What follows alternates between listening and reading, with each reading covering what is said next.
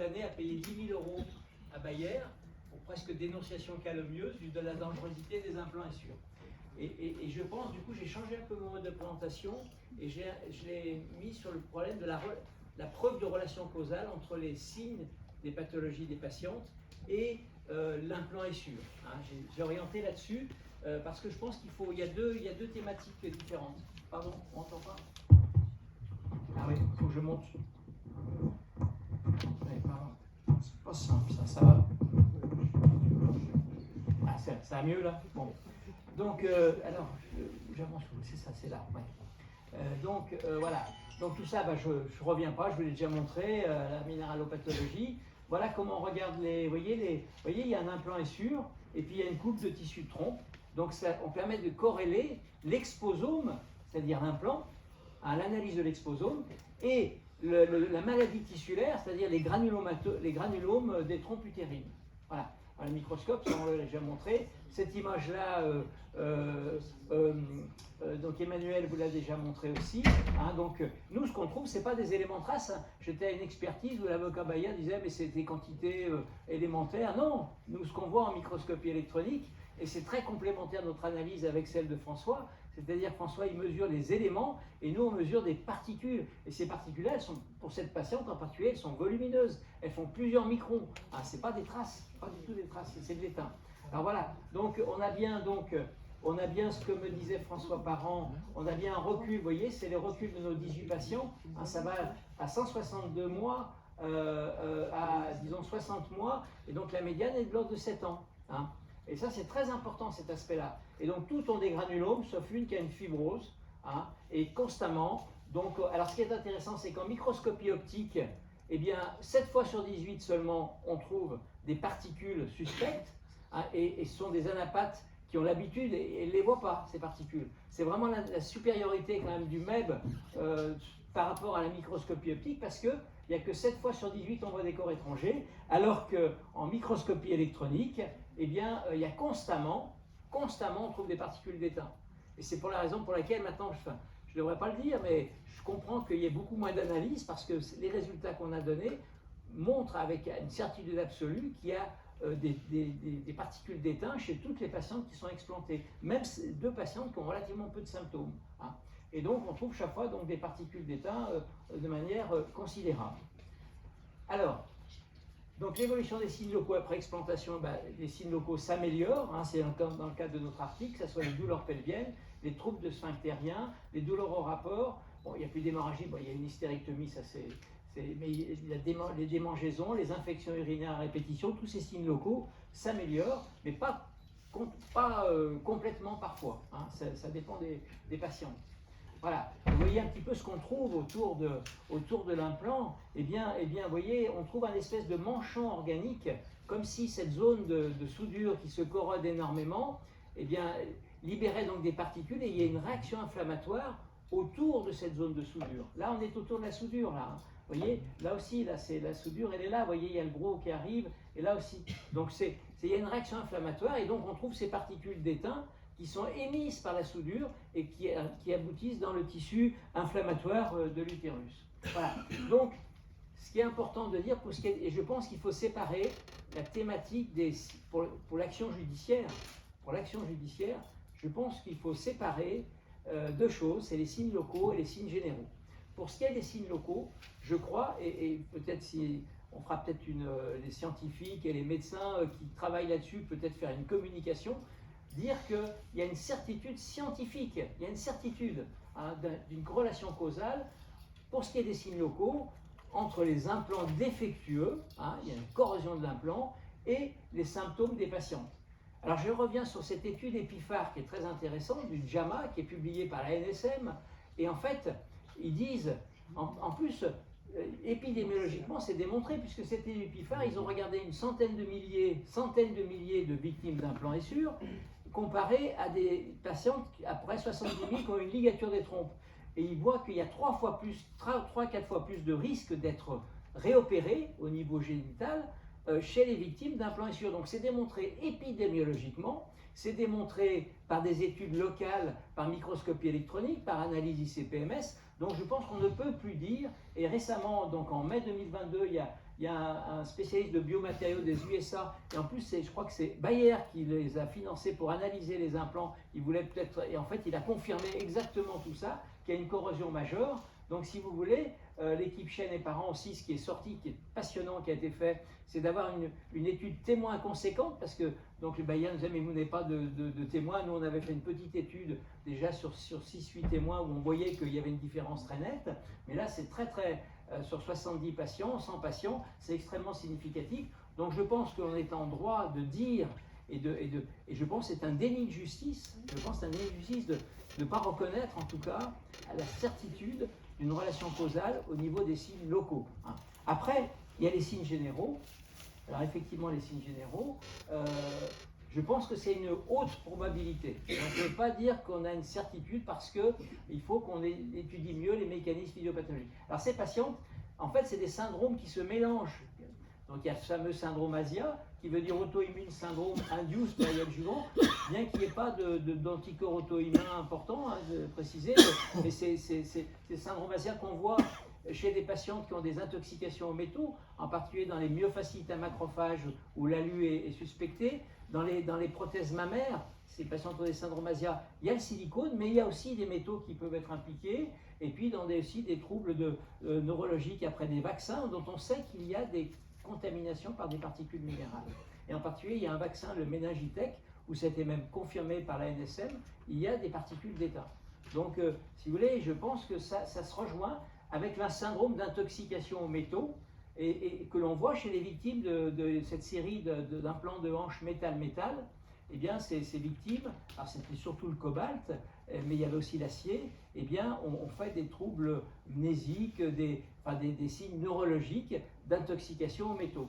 Et donc, c'est aussi, et ça se voit aussi dans ce qu'on appelle le syndrome d'intoxication aux organoéteints, qui a été décrit depuis l'époque du Stalinon, où il y a eu une crise sanitaire extrêmement sévère, un pharmacien qui avait commercialisé des gélules pour traiter les furoncles, et finalement il y a eu des cas graves, des accidents graves, et c'est depuis 1953 qu'on sait que les organoéteints sont dangereux et sont neurotoxiques. Voilà. Et donc, voilà, et ça se voit aussi dans les troubles c'est des troubles du système nerveux autonome, et il y a un déséquilibre entre le système sympathique. Le système sympathique, c'est l'adrénaline et la noradrénaline, et le système parasympathique, retenez bien, c'est l'acétylcholine.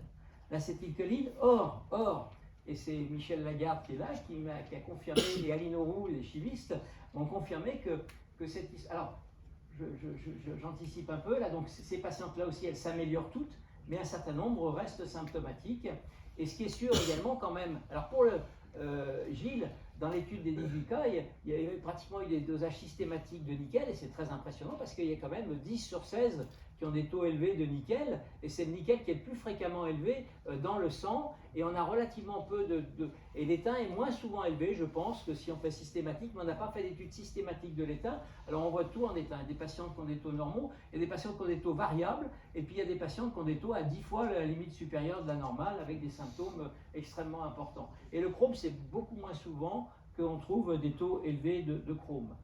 Voilà, oui, cette étude, et en fait on savait depuis 2004, les études précliniques avaient montré qu'il y avait un relargage extrêmement, c'est des implants qu'ils avaient mis dans du sérum salé, tamponné, et ils regardaient les dosages d'ions. Et on voyait qu'il y avait 27 microgrammes par jour de relargage d'étain contre 0,14 pour le nickel, c'est-à-dire 200 fois plus, hein, en quantité de relargage d'étain. Et alors il disait, ce qui n'est pas grave, c'est qu'en fait il y a 100 000 microgrammes par jour de prise d'ingestion de nickel, d'étain. Ce qui est faux. Là ils ont pris la dose toxique, premièrement. Deuxièmement, on ne peut pas comparer, c'est comme comparer des choux et des carottes, on ne peut pas comparer de l'étain qui est ingéré, puisque l'étain ingéré ne passe pas la barrière digestive. Alors, à peu près il y en a 5% éventuellement qui passent la barrière digestive, avec de l'étain qui est mis dans l'organisme, dans un organe très vascularisé. Donc on ne peut pas comparer les deux choses, parce que comparer les doses d'étain ingérées, en fait, ça ne représente pas la réalité de ce qui arrive dans le corps humain. Voilà, et donc, en fait, dans ces travaux, ils montraient qu'en fait, ce qui était important, c'est que ça tienne 6 mois, quoi. Hein. Il n'y avait pas d'intégrité mécanique chez les études qui ont été faites chez les animaux, tout ça, qui était maintenu. Et donc, dans tous les cas, ils savaient qu'il y avait une corrosion importante, mais le coil extérieur était maintenu, rattaché, et donc ça suffisait. On fait 6 mois, sans se soucier qu'en fait, de devenir après, au bout d'1 an, 2 ans, 3 ans, 4 ans, 5 ans, l'important c'était que le résultat soit 6 mois, la trompe est bouchée, et en fait, je crois qu'il y a eu une erreur de. Enfin, ça suffisait pas. Hein. Après, c'est toujours facile de refaire le monde. Et donc, vous voyez, à 6 mois, il savait que c'était corrodé, hein, ouais, complètement corrodé, mais il y avait quand même encore un lien, il y avait une intégrité mécanique, et donc il disait c'est un niveau acceptable de corrosion de la soudure. Voilà. Et donc ça a permis d'obtenir la commercialisation et de passer les barrières de la HAS et de la NSM, alors que je pense qu'on aurait dû être quand même plus prudent sur l'autorisation de ces implants. Voilà. Alors voilà, ça c'est Gilbert là, qui a publié récemment. Vous voyez, au bout de 12 jours, comment elle. Alors peut-être qu'il y a effectivement, c'est surtout au début. Au bout de 12 jours, voici comment sont corrodés les implants. Et alors, je reviens, voilà. Alors ça, c'est l'étude de Gilbert, là, qui est parue récemment. Vous voyez qu'il y a 10 ppb, c'est parti par milliard de nickel qui ressort dans le bain. Et pour l'étain, c'est 200. C'est beaucoup plus élevé et ça continue à monter. Et dans l'étude de Gilbert, 3 mois après, il y a la poursuite d'une corrosion de l'étain et d'envoi d'étain dans l'organisme. Alors, c'est très important, ces travaux. Il y a peut-être une réflexion. Je pense que je suis d'accord quand même que c'est peut-être un cocktail de métaux. Mais je pense que l'étain, c'est vraiment un modèle de recherche, parce qu'on a l'organoétain, on a tout ça. Mais ça n'exclut pas qu'il y ait d'autres métaux, et en particulier le nickel. Il y a peut-être des organonickel qui se créent, mais je pense que la réflexion d'une transformation dans le corps humain de l'étain minéral en organoétain est très intéressante. Et donc il y a un travail qui est validé par Michel Lagarde, qui sont des grands chimistes, et Aline Auroux, et donc qui m'ont dit c'est un travail sérieux. Eh bien, on revient à cette acétylcholine.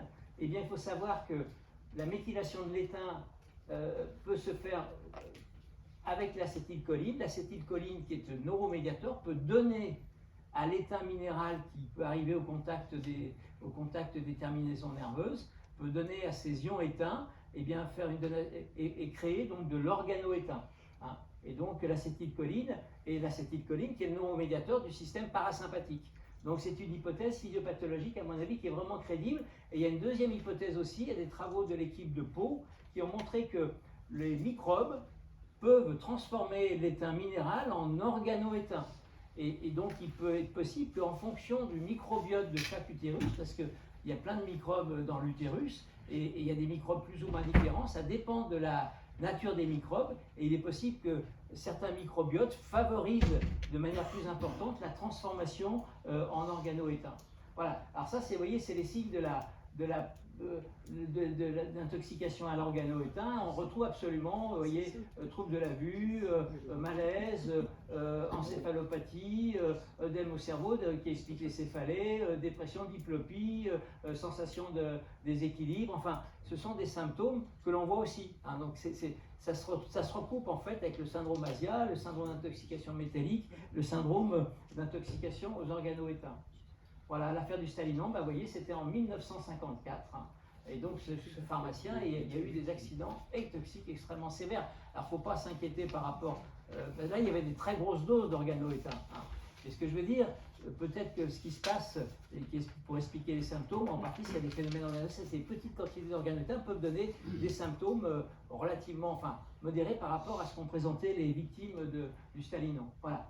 Donc, tout ça pour dire, en conclusion, sur cette relation causale, je pense qu'elle est certaine, et je crois qu'il faut qu'on le dise, peut-être faudra faire un communiqué des scientifiques qui s'intéressent à cette thématique pour appuyer ça par rapport aux juges. On ne peut pas dire qu'il n'y a pas de relation causale, c'est faux. Pour les signes locaux, c'est certain. C'est certain, et je pense pour les signes systémiques, eh bien, il faut faire avancer la compréhension de ce mécanisme. Nous pensons que ça serait intéressant, par exemple, les tissus comparer 100 tissus qui n'ont pas d'implant et avec une centaine, en dosant l'organoétain, mais c'est un examen qui est coûteux, il faut que ça soit étalonné, il y a très peu de centres qui font en France, et ça je pense que dans le cadre des budgets que donne la DGS, ça serait une étude qui sera à faire, et étudier aussi le rôle du microbiote utérin, et puis pour les patientes qui gardent des symptômes, il peut y avoir une réflexion, et donc a fortiori si en plus on s'aperçoit qu'il y a des dosages qui restent élevés, sur l'intérêt éventuellement de chélateurs. Les chélateurs n'ont pas une bonne presse en France, mais il y a des endroits aux États-Unis, en Belgique, en Suisse, où il y a des traitements chélateurs qui sont tout à fait reconnus. Là, la chélation en France, elle se fait un peu de manière clandestine. Mais c'est peut-être l'occasion, peut-être, de proposer des études cliniques qui soient validées scientifiquement, validées par la DGS, validées par la NSM, pour étudier des chélateurs pour des patients qui ont vraiment des symptômes invalidants qui persistent après l'ablation. Voilà, donc écoutez, merci. Et puis voilà, je vais donner donc on discutera dans le cadre de la table ronde. Et puis je vais donner la parole à ce moment-là à Olivier, hein, qui va nous parler des chélateurs. Hein, voilà. Excédentaire dans le corps. Merci. Un petit bouton aussi. C'est bon? Oui. Ouais. Donc je vais vous parler d'une proposition d'un gel biodégradable pour l'extraction de traces métalliques excédentaires. Alors, on en a déjà entendu parler, vous êtes très sensibilisés à ça, il y a des dangers de différents métaux, il y a différents types de métaux dans le corps.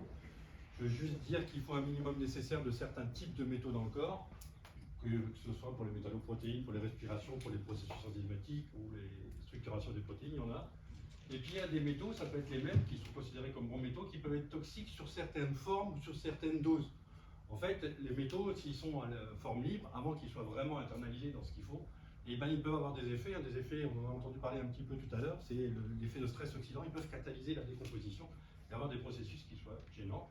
Ces processus, on le retrouve dans le stress oxydant, le vieillissement, des situations inflammatoires, ou même tout simplement, dans certains cas, sur le développement de pathogènes, parce que les bactéries aussi ont besoin pour se reproduire. Tu disais aussi sur l'organoleptin tout à l'heure.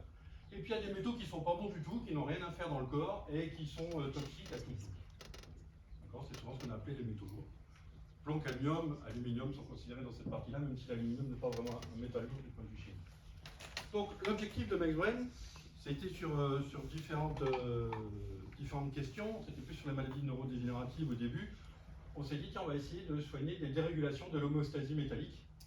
Alors, ça c'est plus le truc classique, si pour une certaine catégorie d'âge, c'est les bons métaux et les mauvais métaux, vous voyez à quelle allusion on peut faire. Il y a la distinction entre oligométaux et métaux lourds.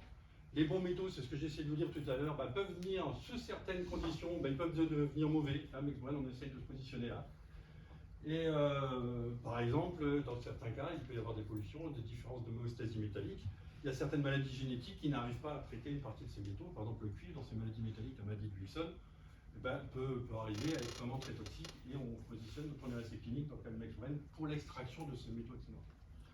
Bon, ce que disait Vincent tout à l'heure, c'est qu'il y a effectivement clairement des médicaments qui existent pour aller extraire ces métaux, ce qu'on appelle des médicaments chélatants. C'est des petites molécules, une qui est connue mais qui n'est pas forcément le plus utilisé, c'est les EDTA, quelquefois on s'en sert pour déboucher les aiguilles, c'est très schématique, et encore c'est pas tout à fait ça. Mais en gros, c'est des médicaments qui sont arrivés, c'est des petites molécules qui vont aller entourer le métal et qui vont vous le virer du corps. Alors on en met beaucoup. La problématique de ces médicaments chélatants, c'est quand vous avez une grosse intoxication, il n'y a pas de souci pour en mettre parce que vous avez vraiment beaucoup de métaux à faire. Et quand vous avez des petites traces insidieuses de métaux, et pour aller récupérer ces médicaments, pour aller récupérer ces excès de métaux qui sont en faible concentration, vous allez prendre plein de bons métaux avec vous.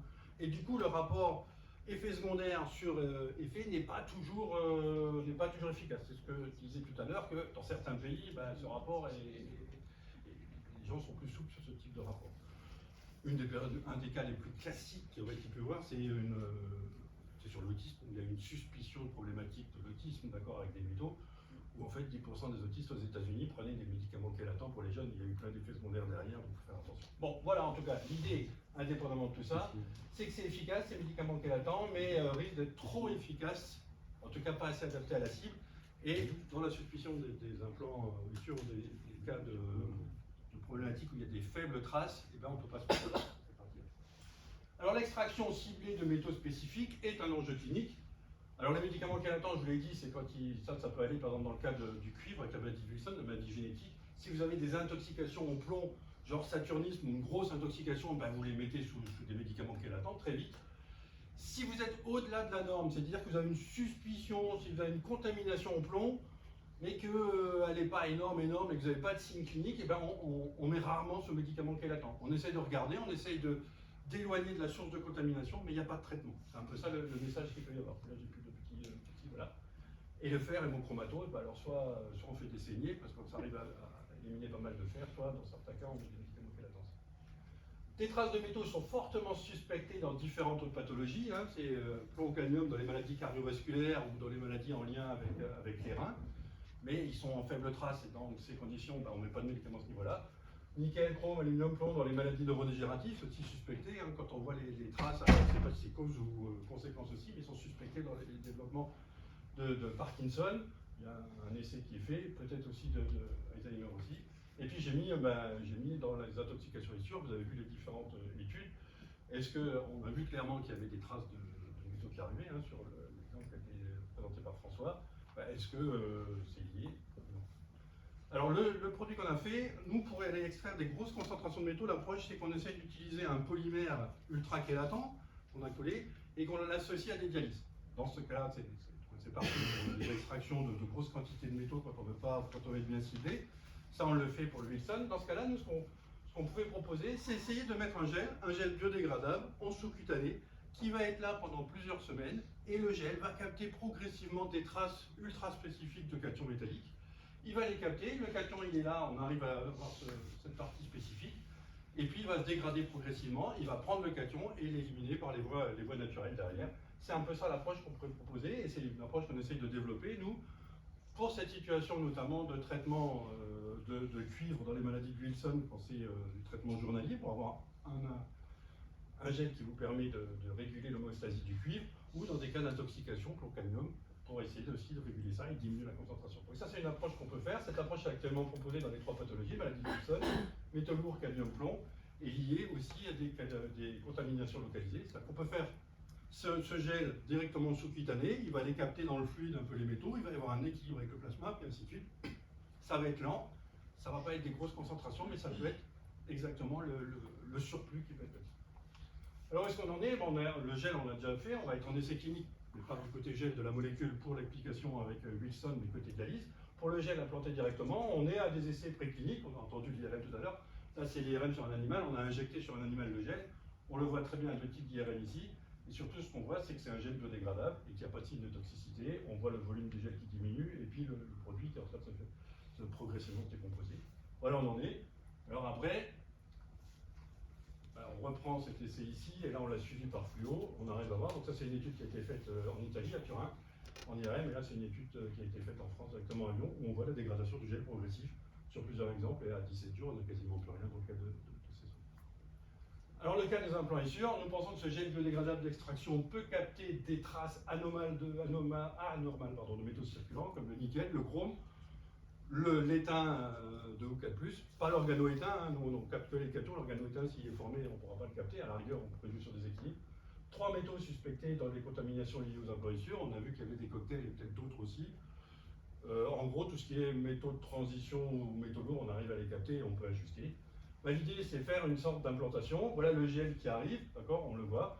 Il va capter progressivement les métaux, et même s'il n'est pas très efficace en termes de cinétique ou capacité, avec le temps d'implantation de plusieurs semaines, on peut espérer qu'on va avoir une purification. Alors soit une purification du sang si c'est un gel sous-cutané, soit si c'est une implantation locale, et va avoir un impact plus local sur les traces qu'on a vues dans les différents listes. Propriétés d'extraction sont des bolivères à base de chitosane, hop, j'ai tout ça, audiocompatibilité et sécurité. Chitosane c'est issu du crabe. Gel injectable, haute stabilité, biodégradation progressive, j'ai vu les chélateurs, haute efficacité de piégeage de métaux lourds, élimination, c'est ce que j'ai mis. Ce gel apporte d'autres perspectives cliniques pour une thérapie anti-issure, c'est ce qu'on avait fait. Un des essais cliniques, ça c'est vraiment très très prospectif à ce niveau-là, mais c'est les discussions qu'on avait commencé à faire avec l'équipe et les collaborateurs de Michel, c'est de dire, du coup, si on veut faire le first in woman, hein, ça c'est la première application chez la femme, de ce qu'il pourrait y avoir ici, c'est une preuve de concept, c'est-à-dire qu'on prend des patients volontaires avant ou après explantation, ça. On met un gel de 5 ml, on fait le suivi, d'abord safety bien entendu pour voir ce qu'il y a, et puis après ce qu'on pourrait regarder, c'est l'efficacité clinique, aussi l'amélioration clinique, mais d'abord tout ce qui est surrogate et la concentration des éléments circulants dans le sang, même si c'est des traces, d'accord, qui sont au niveau du microgramme par litre, voire même moins, est-ce qu'on a un effet quand ça se gèle à d'expansion? Voilà. Ok, je vous remercie pour votre attention et ça c'est les personnes.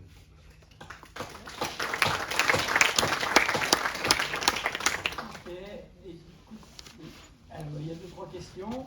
Stéphane Duval n'est pas arrivé encore, non? Non, il est en route. Donc on fera de toute façon, enfin, on va commencer la table ronde, ce que je vous propose. Je pense que Stéphane Duval devrait arriver pour nous dire un petit mot au point de vue avocat. Je regarde qu'il y a moi qui ne trouve pas qu'il ait des problèmes, parce que